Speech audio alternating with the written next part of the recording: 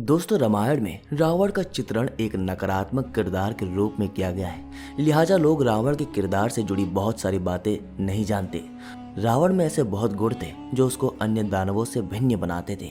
हिंदू धर्म के शास्त्र और धार्मिक ग्रंथों में दिए संदर्भ से छाटकर आज हम आपके लिए लाए हैं रावण की कुछ विशेष बातें जो हमको अच्छी सीख देते हैं। लेकिन उससे पहले आपने हमारे चैनल मेरे प्रभु को अभी तक सब्सक्राइब नहीं किया तो अवश्य करिएगा और हमारे चैनल की लेटेस्ट अपडेट पाने के लिए बेल आइकन दबाना मत भूलिएगा। दोस्तों, रावण एक परम भक्त था। जन्म से ही रावण का नाम दशग्रीव और दशानन था। भगवान कैलाश पर्वत पर ध्यान मग्न थे और रावण उनको हटाने का प्रयास कर रहा था। भगवान ने अपने पैर के एक अंगूठे से पर्वत को दबाया, जिससे रावण के हाथ भी दब गए। बहते खून के साथ रावण गुस्से में चीख रहा था।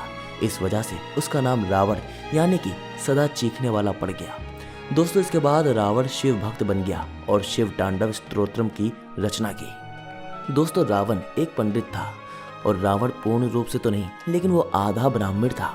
रावण के पिता एक ऋषि थे जो पुलस्त कुल के वंशज थे और माता कैकसी असुरों के कुल से थी। दोस्तों, रावण के पिता की दो पत्नियां थी जिनका नाम था वरवर्णी और कैकसी।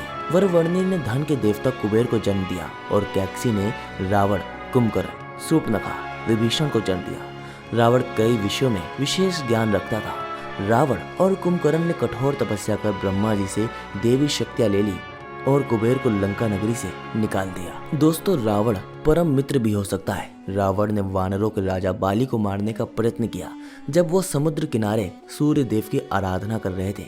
बाली इतना शक्तिशाली था कि वो रावण को खींचकर किष्किंधा लेकर गया, जहां उससे पूछा गया कि उसको क्या चाहिए।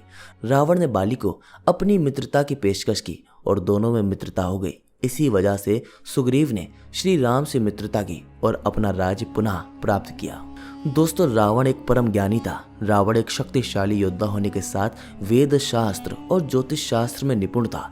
कहा जाता है कि रावण ने अपने पुत्र मेघनाथ के जन्म से पहले सूर्य और सभी ग्रह को निर्देश दे दिया कि वही स्थान पर रहे और मेघनाथ का जन्म उस लग्न में हो जिससे वो अमर हो जाए। लेकिन शनि ने अपना स्थान बदल लिया। इससे क्रोधित होकर रावण ने शनि पर अपनी गदा से आक्रमण कर दिया।